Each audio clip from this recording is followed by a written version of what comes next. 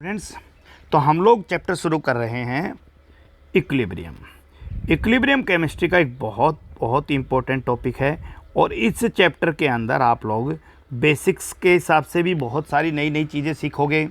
Right, आप लोगों के कॉम्पिटिटिव पर्पज़ के लिए भी एक बहुत बहुत इम्पोर्टेंट चैप्टर है। तो चलिए शुरू करते हैं इक्विलिब्रियम को समझना और एक एग्जाम्पल लेकर चलते हैं। ये फिजिकल चेंज आपने अपनी डे टू डे लाइफ में बहुत सारा होते हुए देखा है और इस फिजिकल चेंज में हमने क्या रखा है भाई, समझिए कि हमने एक कंटेनर के अंदर वाटर लिया है।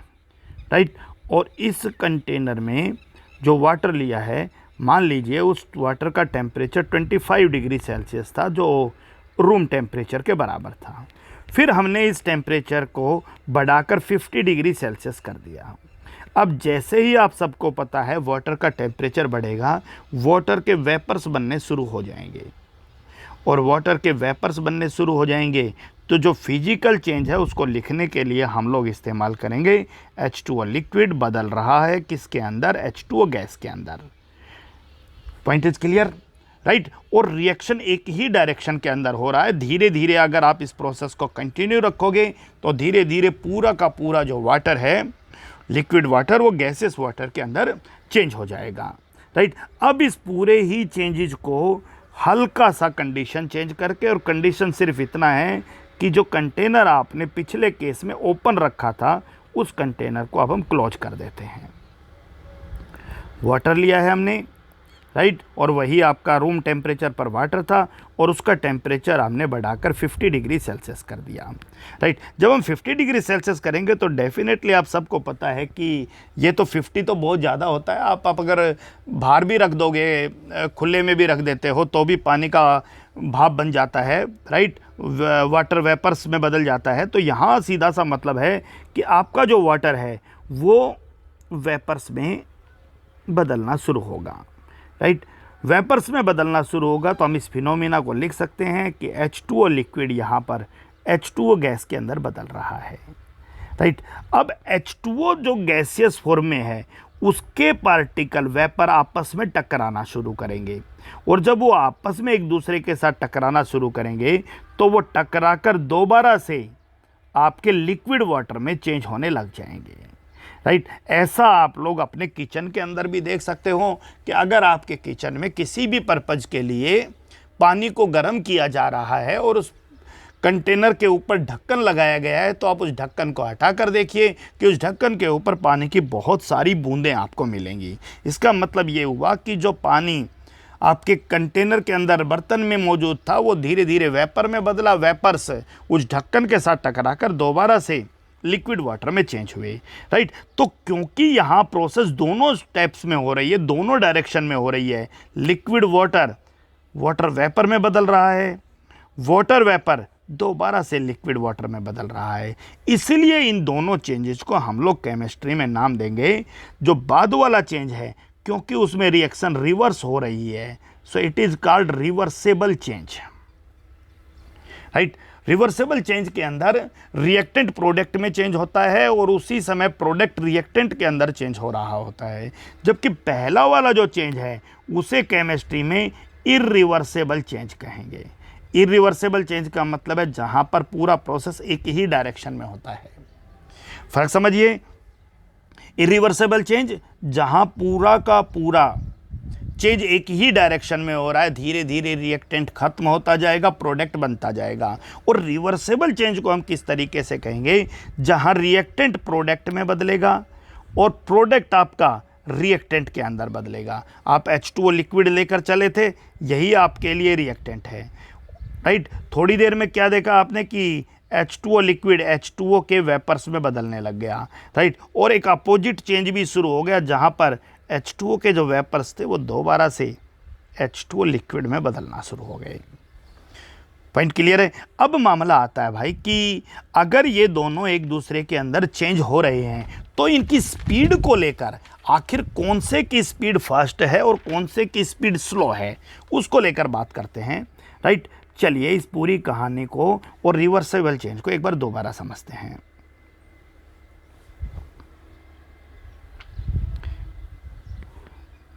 Again we have take water in the container and now the container is closed again.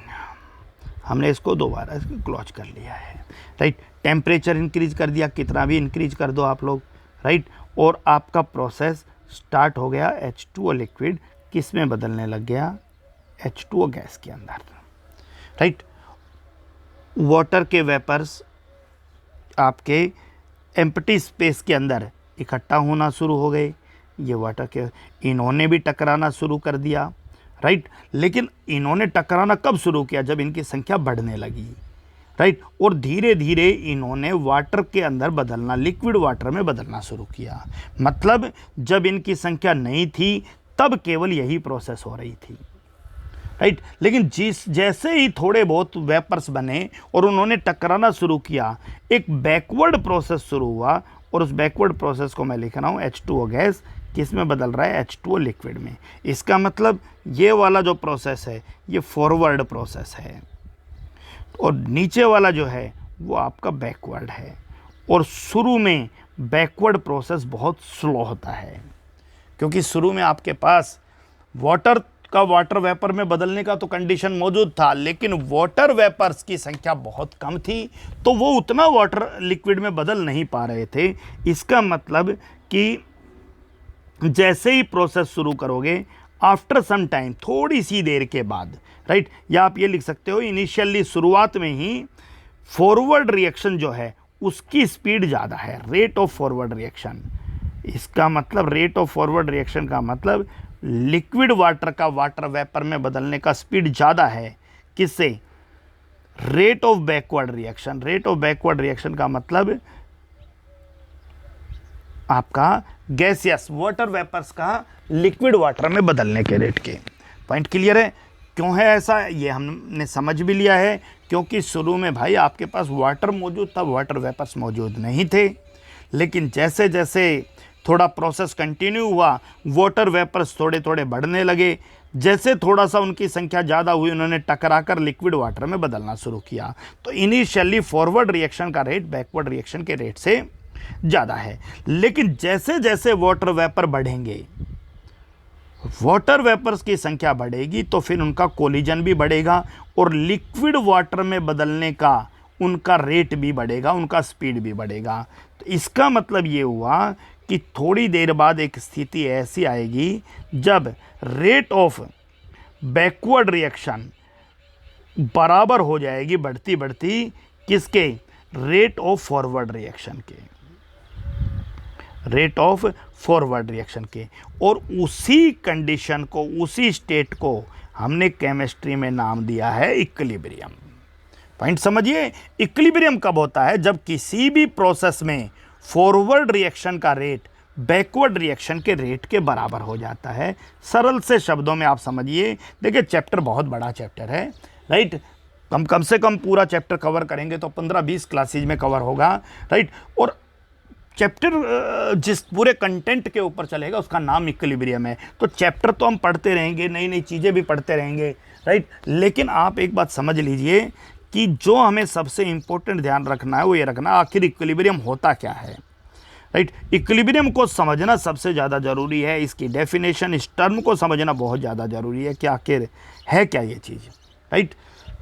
So again the same condition, और बहुत अलग अलग एग्जाम्पल लेंगे। अभी आप थोड़ा वाटर के ऊपर ही कंसंट्रेट करो, क्योंकि डे टू डे लाइफ में आप इस एग्जाम्पल से बहुत परिचित रहते हो, राइट। शुरू में फॉरवर्ड रिएक्शन ही हो रहा है, बैकवर्ड नहीं हो रहा है। यानी इनिशियली H2O लिक्विड हमारा किस में बदल रहा है, H2O गैस में चेंज हो रहा है, H2O गैस में, right. And it is forward steps, right. थोड़ी देर बाद वाटर वेपर्स बढ़ने लग गए, टकराना शुरू किया, और एक बैकवर्ड रिएक्शन शुरू हो गई। लेकिन अभी बैकवर्ड रिएक्शन का रेट कम है, क्योंकि वाटर वेपर्स कम है फॉरवर्ड रिएक्शन से। लेकिन जैसे ही एक स्टेज आएगी जब बैकवर्ड रिएक्शन की रेट बढ़ते बढ़ते किसके इक्वल हो जाएगी, फॉरवर्ड रिएक्शन की रेट के। Rate of backward reaction is equal to rate of forward reaction, rate of forward reaction, right. इसी कंडीशन को हम लोग केमिस्ट्री में क्या कहते हैं, इक्विलिब्रियम कहते हैं। तो एक बात तो आपको समझ में आ गया, इक्विलिब्रियम जो है उसके लिए रिएक्शन का रिवर्सेबल होना जरूरी है, मस्ट है क्या, कि रिएक्शन रिवर्सेबल हो। अगर रिएक्शन दोनों डायरेक्शन में नहीं हो रही है, दोनों डायरेक्शन का मतलब है कि रिएक्टेंट टू प्रोडक्ट और प्रोडक्ट टू रिएक्टेंट किसी रिएक्शन में एक साथ नहीं बन रहे हैं, तो फिर इक्विलिब्रियम की कोई संभावना नहीं है, राइट। तो पहली चीज है कि रिएक्शन का रिवर्सेबल होना जरूरी है, राइट। तो ये भी हमें एक पॉइंट ध्यान रखना है कि इक्विलिब्रियम अटेन करने के लिए क्या कंडीशन होना चाहिए, रिएक्शन का रिवर्सेबल, और बहुत सारी चीज़ों पे बात करेंगे। दूसरा ध्यान दीजिए आप कि अब क्योंकि इस रिएक्शन ने इक्विलिब्रियम को अटेन कर लिया है, तो जितना वाटर वेपर बना रहा है उतना ही वेपर वाटर में बदल रहा है। इसका मतलब इस कंडीशन के बाद अब ना तो वाटर के लेवल पे कोई फर्क पड़ेगा, यानी वाटर का जो वॉल्यूम है मान के चलिए वो कांस्टेंट हो जाएगा, वो चेंज नहीं होगा। क्लियर हो गया। अगर मान लीजिए इस वाटर के साथ कोई और भी चीज़ है, राइट, तो इसका मतलब ये सॉल्यूशन है, तो जो इसकी कंसंट्रेशन है वो कांस्टेंट रहेगी, वो चेंज नहीं होगी। जितने वेपर्स बढ़ेंगे उतने ही वेपर दोबारा से लिक्विड वाटर में बदल जाएंगे। इसका मतलब कि जो प्रेशर है वो भी क्या हो जाएगा, कांस्टेंट। तो यूं समझिए कि जब कोई रिएक्शन इक्विलिब्रियम को अटेन कर लेती है तो जो मेजरेबल प्रॉपर्टीज होती हैं, चाहे वो आपका कंसंट्रेशन हो, प्रेशर हो, कलर हो, ये सारी चीज़ें क्या हो जाती हैं, कांस्टेंट हो जाती हैं। जब भी कोई रिएक्शन इक्विलिब्रियम को अटेन करती है, मान के चलिए इसी एग्जांपल को अगर आप ध्यान से देखो तो आपका वाटर का लेवल धीरे धीरे घटता जा रहा था, लेकिन वाटर का लेवल एक समय आकर कांस्टेंट हो गया। और कांस्टेंट क्यों हुआ, क्योंकि जितना वाटर वेपर में बदल रहा है उतना ही वेपर अब वाटर में चेंज हो रहा है। तो इसका मतलब ये हुआ कि वाटर के लेवल पे अब कोई भी फर्क नहीं पड़ेगा। तो सब स्टूडेंट्स को ये छोटे से पॉइंट को ध्यान रखना है कि आखिर स्टेट ऑफ इक्विलिब्रियम का क्या मतलब है, आखिर इक्विलिब्रियम को हम लोग किस तरीके से समझ पा रहे हैं। तो पॉइंट क्लियर होना चाहिए कि जब भी कोई रिएक्शन इक्विलिब्रियम को अटेन करती है, राइट, तो उस समय उसकी सभी measurable properties, right, pressure, density, colour, concentration, वो सभी क्या हो जाती हैं भाई, कांस्टेंट हो जाती हैं। उनके अंदर कोई भी फर्क नहीं आता है। तो इक्विलिब्रियम को डिफाइन कैसे करोगे? So equilibrium is the state at which the certain measurable properties such as pressure, density, colour, concentration, right, of reactant and product do not change with time. यानी इनकी सभी मेजरेबल प्रॉपर्टीज जो हैं, जिनके बारे में हम बात कर रहे हैं, वो प्रॉपर्टीज कांस्टेंट हो जाती हैं, वो चेंज नहीं होती। क्लियर। और अब ध्यान से देखिए कि इसी की एक और कंडीशन पे बात कर लेते हैं कि अगर हम इस पूरे एग्जाम्पल को एक बार और समझना चाहें सरल से शब्दों में, तो मैं रिपीट कर देता हूँ कि कंटेनर है हमारे पास, कंटेनर में H2O लिक्विड है, कंटेनर को ऊपर से क्लोज किया गया है, राइट, और इसके टेम्परेचर को हमने इंक्रीज कर दिया है। टेम्परेचर को इंक्रीज करते ही क्या होगा भाई, वाटर के वेपर्स बनना शुरू हो जाएंगे। जैसे ही वाटर के वेपर्स बनना शुरू होंगे, राइट, हम इस प्रोसेस को लिखेंगे water liquid to water gas, right, और रिएक्शन आपकी फॉरवर्ड डायरेक्शन के अंदर हो रही है, राइट। जैसे जैसे ये प्रोसेस कंटिन्यू होगा, वाटर वेपर्स का नंबर बढ़ने लग जाएगा और वो टकराकर दोबारा से किस में बदलना शुरू कर देंगे, लिक्विड वाटर के अंदर। यानी एक प्रोसेस शुरू हो गई है opposite, that is backward process, right. धीरे धीरे वाटर वेपर्स बढ़ते जाएंगे और बैकवर्ड प्रोसेस की स्पीड बढ़ती जाएगी और एक समय ऐसा आएगा जब rate of backward reaction equal हो जाएगा किसके, रेट ऑफ फॉरवर्ड रिएक्शन के। क्लियर हो गया कि नहीं हो गया? इसका मतलब जो रिवर्सेबल रिएक्शन है उसकी दोनों डायरेक्शंस में जो रेट है वो इक्वल हो जाएगी और उस समय हम लोग इस कंडीशन में कहेंगे कि रिएक्शन ने इक्विलिब्रियम पॉइंट को अटेन कर लिया है, राइट। जब कोई रिएक्शन इक्विलिब्रियम अटेन कर लेता है तो उसकी सर्टेन मेजरेबल प्रॉपर्टीज जैसे प्रेशर, कंसंट्रेशन, कलर, डेंसिटी, ये सब चीज़ें कांस्टेंट हो जाती हैं, इन पे कोई फ़र्क नहीं पड़ता। और इसी एग्जाम्पल को यूँ लेकर समझ लीजिए कि मान लीजिए आपने यहाँ नॉर्मल पानी की बजाय शुगर सिरप लिया था, मीठा पानी, राइट। पानी का अब क्या होगा, आप सबको पता है कि शुगर के वेपर नहीं बनेंगे। मीठे पानी को जब आप गर्म करोगे, राइट, तो उस समय केवल वाटर जो है उसी के वेपर बनने हैं। तो इसका मतलब ये हुआ कि जैसे जैसे आप इसको गर्म करते जाओगे, आपका मीठा पानी में से पानी का वेपर बनना शुरू हो जाएगा। पानी का वेपर बनना शुरू हो जाएगा, इसका मतलब अब इस सॉल्यूशन में शुगर तो उतना ही है, लेकिन वाटर जो है वो कम होता जा रहा है, वो वेपर में जा रहा है, राइट। इसका मतलब ये हुआ कि कंसंट्रेशन जो है वो चेंज हो रही है, टेस्ट जो है वो और मिठास होता जा रहा है, क्योंकि सॉल्यूट उतना ही है लेकिन सॉल्वेंट कम हो रहा है, राइट। लेकिन थोड़े समय बाद रिवर्स प्रोसेस शुरू होगी। एक समय ऐसा आएगा जब जितना पानी बाहर निकलेगा उतना ही पानी अंदर आएगा। इसका मतलब उस समय मिठास कांस्टेंट हो जाएगी, कंसंट्रेशन कांस्टेंट हो जाएगी। तो ये सब आपको ध्यान रखना है, राइट। अब एक बहुत इंपॉर्टेंट प्रश्न आता है कि बहुत सारी प्रॉपर्टीज कांस्टेंट हो गई हैं, राइट, और अगर हमने इन किन्हीं भी कांस्टेंट प्रॉपर्टीज में चेंज कर दिया, मान लीजिए प्रेशर कांस्टेंट हो गया, कंसंट्रेशन हो गया, कलर हो गया, डेंसिटी हो गया, किसी भी कांस्टेंट प्रॉपर्टी में हम कोई भी चेंज कर देते हैं, तो जो इक्विलिब्रियम पॉइंट है वो क्या हो जाएगा भाई, डिस्टर्ब हो जाएगा। इक्विलिब्रियम पॉइंट डिस्टर्ब हो जाएगा तो रिएक्शन दोबारा से किसी एक पर्टिकुलर डायरेक्शन में और ज़्यादा होने लग जाएगी, ताकि जो चेंज हुआ है, जो आपने चेंज किया है, उस चेंज के इफेक्ट को रिड्यूस कर सके और फिर से रिएक्शन इक्विलिब्रियम को अटेन कर लेगी। मतलब क्या निकला, चलिए समझते हैं।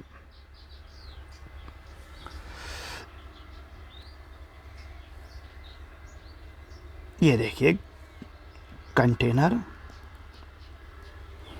और इस कंटेनर में हीट टेम्परेचर कर दिया 60 डिग्री सेल्सियस, वाटर के वेपर बने, राइट। कंटेनर क्लोज था, वेपर आपस में टकराए, राइट। लिक्विड वाटर वेपर में बदला, वाटर वेपर इसमें बदला, दोनों की रेट बराबर हो गई और कंडीशन हो गया हमारा क्या, इक्विलिब्रियम।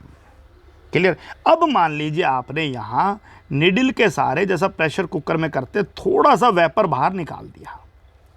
अब थोड़ा सा वेपर बाहर निकाल दिया, इसका मतलब वेपर की संख्या कम हो गई।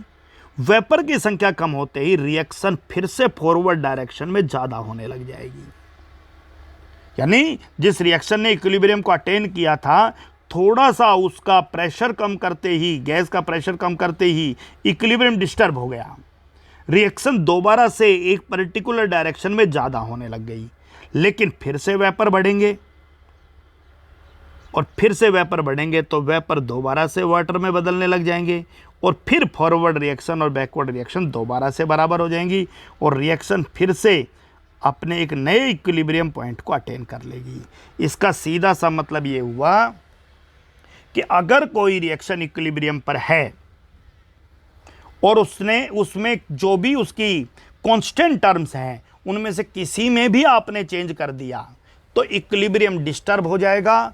रिएक्शन दोबारा से किसी एक पर्टिकुलर डायरेक्शन में होने लग जाएगी, ताकि जो चेंज किया है उसके इफेक्ट को रिड्यूस किया जा सके।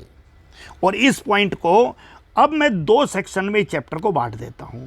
एक पोर्शन है जब हम इक्विलिब्रियम के बारे में पढ़ेंगे, और दूसरे पोर्शन के अंदर हम लोग इक्विलिब्रियम को डिस्टर्ब करेंगे, राइट। इसका मतलब ये हुआ कि इस चैप्टर को दो पार्ट के अंदर डिवाइड कर लेते हैं हम लोग।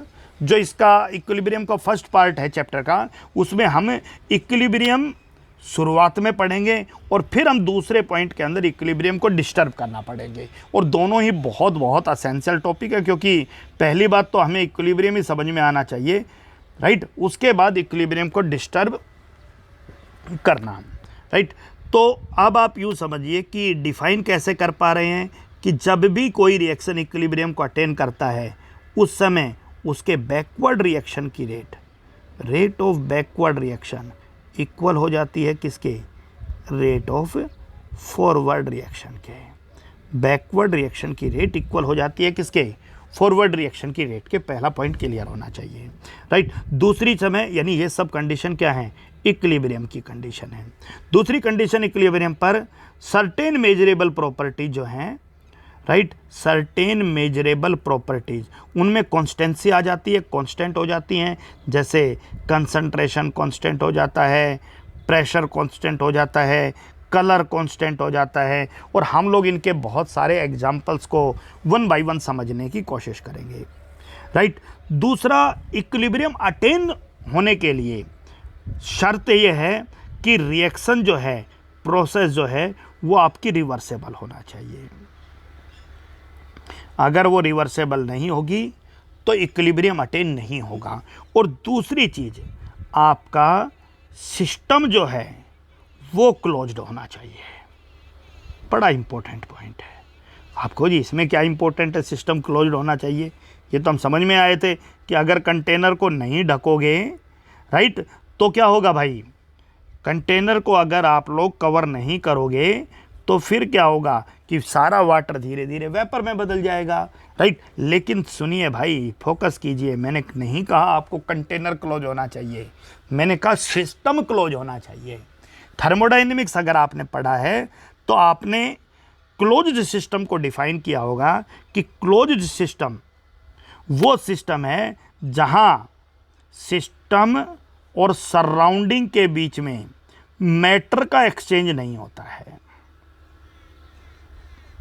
यानी ना तो सिस्टम का मैटर सराउंडिंग में जाएगा और ना ही सराउंडिंग का मैटर सिस्टम में जाएगा।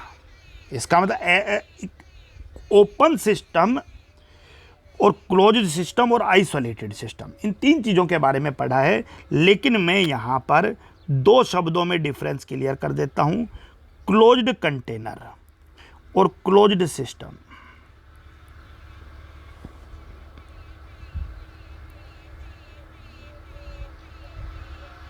आप ध्यान दीजिए, बाहर का टेम्परेचर 25 डिग्री सेल्सियस है और हमने 25 डिग्री सेल्सियस पर ही मीठा पानी ले लिया है, शुगर प्लस वाटर। अब क्योंकि अंदर और बाहर का टेम्परेचर सेम है, राइट, और कंटेनर यहां से मान लीजिए ओपन है, खुला है। अब कंटेनर यहां से ओपन है लेकिन फिर भी वेपर नहीं बनेगा क्योंकि अंदर और बाहर दोनों टेम्परेचर सेम है। इसका मतलब ये हुआ कि इस सिस्टम को आप क्लोज्ड सिस्टम कह सकते हो, लेकिन ये क्लोज्ड कंटेनर नहीं है। क्लोज सिस्टम का मतलब ना तो सराउंडिंग का मैटर सिस्टम में आ रहा है और ना ही सिस्टम का मैटर सराउंडिंग में जा रहा है। लेकिन जैसे ही आप लोग ध्यान दीजिए, अब इसका मतलब है, इस कंडीशन को मैं क्या लिख सकता हूं कि कंटेनर तो ओपन है, ओपन कंटेनर है, लेकिन सिस्टम क्लोज्ड है। क्यों? क्योंकि ना तो वाटर वेपर बना के बाहर जा रहा है, ना बाहर की कोई चीज अंदर आ रही है। Clear point. दूसरी तरफ अगर आप बाहर के टेम्परेचर को मान लीजिए 25 से बढ़ाकर 45 कर देते हो, अब आप ये कहोगे सर अब वाटर के वेपर बनने शुरू हो जाएंगे। वाटर के वेपर बनने शुरू हो जाएंगे, इसका मतलब क्या हुआ कि कंटेनर ओपन है, डेफिनेटली, राइट। क्लियर हो गया कि नहीं हुआ? लेकिन अब ये सिस्टम क्लोज्ड सिस्टम नहीं है, ये ओपन सिस्टम है, क्योंकि वाटर आपका वेपर बनाकर कहाँ जा रहा है, सराउंडिंग में जा रहा है। तो इन दोनों चीज़ों के बीच में डिफ्रेंशिएट करना बहुत ज़्यादा ज़रूरी है। स्टूडेंट कई बार एमसीक्यू के अंदर इस छोटे से पॉइंट को लेकर भी बड़ा कंफ्यूज हो जाते हैं, राइट। तो किसी भी रिएक्शन में इक्विलिब्रियम को अटेन करने की जो शर्त है वो ये है कि आपका सिस्टम क्लोज्ड होना चाहिए, राइट। और सिस्टम क्लोज्ड का मतलब कि no exchange of matter, matter का एक्सचेंज नहीं होगा। किसके बीच में? सिस्टम और सराउंडिंग के बीच में, between system and surrounding, between system and surrounding. System और सराउंडिंग के बीच में मैटर का कोई एक्सचेंज नहीं होगा। क्लियर हो गया कि नहीं हो गया? ऐसी स्थिति के अंदर हम अपने सिस्टम को क्या कहेंगे, क्लोज्ड कहेंगे। चलिए हम लोग बात करते हैं कि हमारा जो एग्जाम्पल है वो इस चीज़ को समझ, मैं लिख देता हूँ कंटेनर और सिस्टम, ये क्लियर है। और यहाँ मैंने लिख दिया सराउंडिंग टेम्परेचर, सराउंडिंग का टेम्परेचर, उसी से मुझे काफ़ी चीज़ें समझाने में मदद मिलेगा। यस, ये एक कंटेनर है, इसमें पानी लिया, ऊपर से ओपन है, राइट। टेम्परेचर 25 डिग्री सेल्सियस है, सबको पता है कंटेनर ओपन है, कोई डाउट नहीं है, राइट। और बाहर का टेम्परेचर मान लीजिए 45 डिग्री सेल्सियस है, तो वाटर का वेपर भी बनेगा, वाटर का वेपर भी बनेगा, तो आपका सिस्टम भी ओपन है। पॉइंट क्लियर है। चलिए इसी केस को दोबारा से लेकर चलते हैं, और फिर से हमने वाटर लिया, क्लियर हो गया। टेम्परेचर आपका 25 डिग्री सेल्सियस ले लिया, बाहर का टेम्परेचर भी 25 डिग्री सेल्सियस ले लिया, कंटेनर स्टिल ओपन, राइट। लेकिन सिस्टम अब क्या हो गया है, क्लोज्ड हो गया है, क्योंकि अंदर की चीज़ बाहर नहीं जा रही है, बाहर की चीज़ अंदर नहीं आ रही है। क्या हो गया, तीसरा कंडीशन देखिए, ओके, ये आपका वाटर लिया और शुगर लिया, टेम्परेचर 25 डिग्री सेल्सियस है, राइट। और यहाँ पर आपका कंटेनर को क्लोज कर लिया। अब टेम्परेचर कितना भी हो, वाटर वेपर बनाएगा, वेपर वाटर में बदलेगा, लेकिन बाहर से अंदर और अंदर से बाहर नहीं जाएगा। कंटेनर तो आपको दिखाई दे ही रहा है, सर ढक्कन लगाते ही क्लोज्ड कंटेनर कहेंगे, लेकिन अब ये सिस्टम भी क्या है बेटा, क्लोज्ड है। तो आप लोगों को क्लोज्ड सिस्टम पर फोकस करना है। हाँ, गैसेज के केस में क्लोज कंटेनर ही क्लोज सिस्टम होता है, ध्यान रखो। इन केस ऑफ गैसेज, अगर कहीं भी इक्विलिब्रियम में गैसेज इन्वॉल्व हैं, राइट, तो आप ये समझिए कि कंटेनर क्लोज है, तो फिर सिस्टम अपने आप क्लोज हो जाएगा, जैसा लास्ट वाले एग्जाम्पल में मैंने आपको बताया है। So hopefully the point is clear, right. So equilibrium को अगर आप ग्राफिकली थोड़ा समझने की कोशिश करो कि आखिर किस तरीके से इक्विलिब्रियम के अंदर चेंज आता है, तो हम यूं कह सकते हैं कि भाई मान लीजिए कोई भी एक रिएक्शन है, ओके, ए आपका किस में बदल रहा है, बी के अंदर बदल रहा है, राइट। और इसको मैं कह रहा हूं फॉरवर्ड रिएक्शन, राइट। और फिर मैं कह रहा हूं बी जो है वो किस में बदल रहा है, ए के अंदर, इसे क्या कहेंगे, बैकवर्ड रिएक्शन, राइट। अब आपको पता है भाई, रिएक्शन में धीरे धीरे ए जो है वो आपका बी में बदलने लग जाएगा, राइट। जब ए धीरे धीरे बी में बदलेगा, तो फिर आप यूं समझिए ए धीरे धीरे ख़त्म भी होगा। तो अगर ए धीरे धीरे ख़त्म होगा, तो रिएक्शन की रेट, ध्यान दीजिए, रिएक्शन रेट और टाइम के बीच में जो ग्राफ है, वो एक ही रिएक्शन रेट टाइम के साथ घटेगी। यानी क्लियर हो गया, फॉरवर्ड रिएक्शन की रेट शुरू में ज़्यादा थी और धीरे धीरे उसकी रेट कम होगी, क्योंकि ए जो है उसका अमाउंट घटता गया। क्लियर हो गया। चलिए, बी था नहीं शुरू में, राइट। और बी का जो रिएक्शन रेट है, बी ए में बैकवर्ड रिएक्शन का रेट है, वो शुरू में नहीं था, लेकिन धीरे धीरे आता गया, सो बी ए के अंदर बढ़ता गया। और एक समय जैसे ही दोनों की रेट इक्वल हो जाएगी, उसी पॉइंट को आप लोग केमिस्ट्री में क्या कहोगे, इक्विलिब्रियम स्टेट कहोगे। यानी ये आपकी ए टू बी में बदलने की रेट है, और ये बी टू ए में बदलने की रेट है। यहाँ ए से बी में बदलने की रेट, फॉरवर्ड रिएक्शन की रेट घट रही है, यहाँ बी से ए की बदलने में बैकवर्ड रिएक्शन की रेट बढ़ रही है। और एक समय ऐसा आया जब फॉरवर्ड रिएक्शन की रेट बैकवर्ड रिएक्शन की रेट के इक्वल हो गई। सीधा सा मतलब है, उस समय क्या हो गया भाई, रिएक्शन ने किसको अटेन कर लिया, इक्विलिब्रियम स्टेट को अटेन कर लिया। तो रेट जो है वो एक बहुत इंपॉर्टेंट पॉइंट है। तो ग्राफ को दोबारा से समझ लो कि एक रिएक्टेंट है, चलिए A plus B will give you C plus D, right. Forward reaction आपको पता है, ए और बी सी और डी में बदलेंगे, right. So again rate of reaction with time, right. A और बी धीरे धीरे आपका सी और डी में बदलते जाएंगे और इनकी रेट धीरे धीरे धीरे धीरे कम होती जाएगी और एक समय कांस्टेंट हो जाएगी, राइट। सी और डी थोड़ी देर के बाद ए और बी में बदलने लग जाएंगे और उनकी रेट धीरे धीरे बढ़ती जाएगी और एक समय जैसे ही दोनों की रेट बराबर होगी आप इस कंडीशन को स्टेट ऑफ इक्विलिब्रियम कहोगे। क्लियर हो गया? चलिए, तो ये भी एक जनरल पॉइंट है जिसके हेल्प से आप लोग इक्विलिब्रियम को समझ पा रहे हो। पॉइंट क्लियर है? अब हम डिफरेंट रिएक्शंस में इक्विलिब्रियम को समझने की कोशिश करते हैं कि आखिर किसी रिएक्शन में इक्विलिब्रियम कहाँ अटेन होगा, राइट।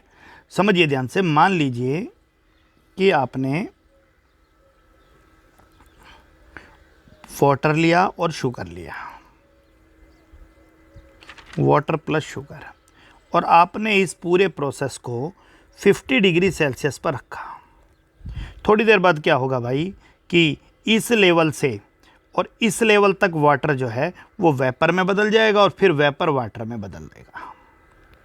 अगर यही आप 50 की बजाय मान लीजिए 80 डिग्री सेल्सियस पर करते तो हम ये कहते हैं वाटर का इतना लेवल वेपर में बदलेगा और वेपर का खिलेगा। अगर यही प्रोसेस आप और ज़्यादा किसी टेम्परेचर पर करते तो और ज़्यादा।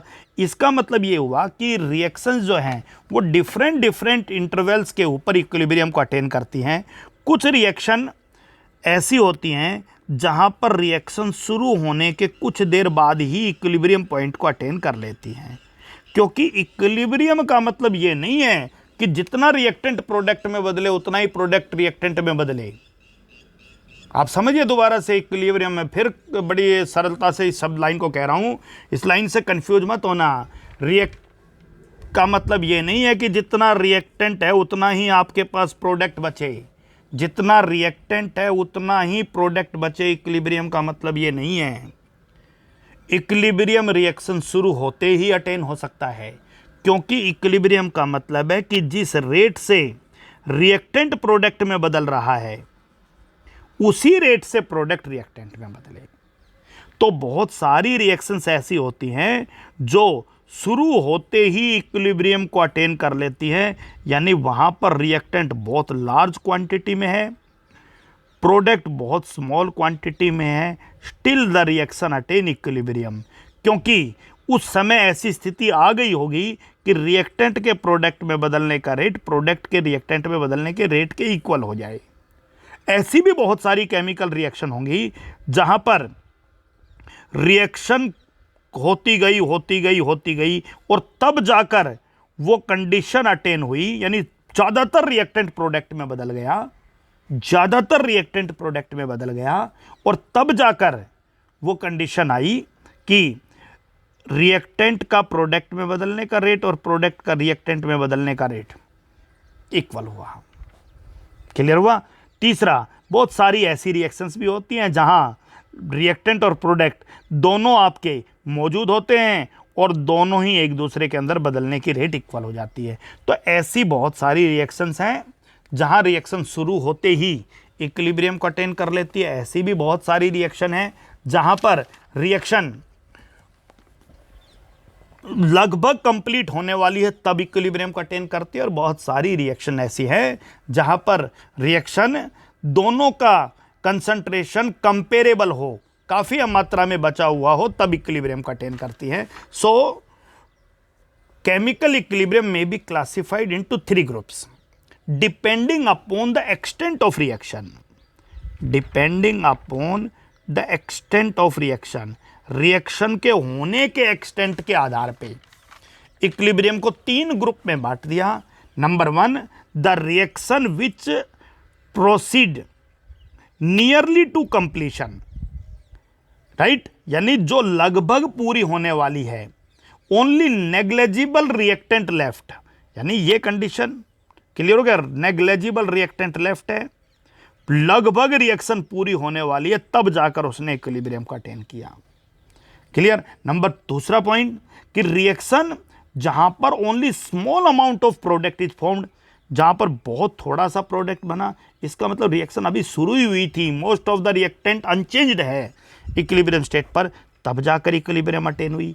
और तीसरी, वो रिएक्शन जहाँ पर रिएक्टेंट और प्रोडक्ट कंपेरेबल कंसंट्रेशन में मौजूद हैं, तब जाकर इक्विलिब्रियम अटेन हुआ। राइट, अब इक्विलिब्रियम को हम यहाँ दो अलग अलग पहलुओं पे पढ़ेंगे। अगर किसी फिजिकल प्रोसेस में इक्विलिब्रियम अटेन हो तो उसे फिजिकल इक्विलिब्रियम कहेंगे। इसका मतलब कि वाटर आपका सॉलिड लिक्विड में बदले तब इक्विलिब्रियम अटेन हो जाए, लिक्विड गैस में बदले तब इक्विलिब्रियम अटेन हो जाए, सॉलिड डायरेक्टली गैस में बदले तब इक्विलिब्रियम अटेन हो जाए, या कोई फिजिकल प्रोसेस जैसे डिजोल्यूशन हो, कोई चीज़ घुल रही हो तब इक्विलिब्रियम अटेन हो जाए, तो ऐसे इक्विलिब्रियम को आप लोग फिजिकल इक्विलिब्रियम कहोगे। और केमिकल इक्विलिब्रियम जहाँ डेफिनेटली केमिकल रिएक्शन हो, कोई नया प्रोडक्ट बने, तब जाकर इक्विलिब्रियम अटेन हो। तो इक्विलिब्रियम को दो अलग अलग एस्पेक्ट पर समझने वाले हैं। किन किन एस्पेक्ट के ऊपर भाई? जहाँ पर आपका फिजिकल स्टेट चेंज हो रहा हो, solid to liquid, liquid to gas, gas to solid और सॉलिड टू गैस, या डिजोल्यूशन, या फिर कोई केमिकल चेंज हो रहा हो। राइट, तो दो अलग अलग एस्पेक्ट पर पढ़ेंगे। तो पहला हमारा टॉपिक है equilibrium in physical process, so that is called physical equilibrium.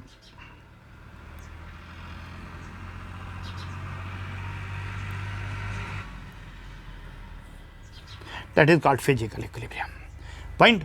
और अभी हम लोगों ने एग्जाम्पल पढ़ा है फिजिकल इक्विलिब्रियम का, that is H2O liquid to H2O gas, H2O gas to H2O liquid, दोनों चल रहे हैं। इफ इसकी रेट, अगर इसकी रेट के जिस समय बराबर हो जाएगा, उसी समय रिएक्शन किसको अटेन कर लेगा? इक्विलिब्रियम पॉइंट को क्या कर लेगा? अटेन कर लेगा। पॉइंट क्लियर है? तो आप लोग आज जर्नल आइडिया ले चुके हो कि भाई फिजिकल इक्विलिब्रियम क्या हो गया। राइट, फिजिकल इक्विलिब्रियम का एक हल्का सा एग्जांपल आपको पिछली क्लास में पढ़ा दिया गया है। अब नेक्स्ट क्लास से हम लोग बहुत डिटेल में इक्विलिब्रियम के बारे में बात करेंगे। So that's all for today.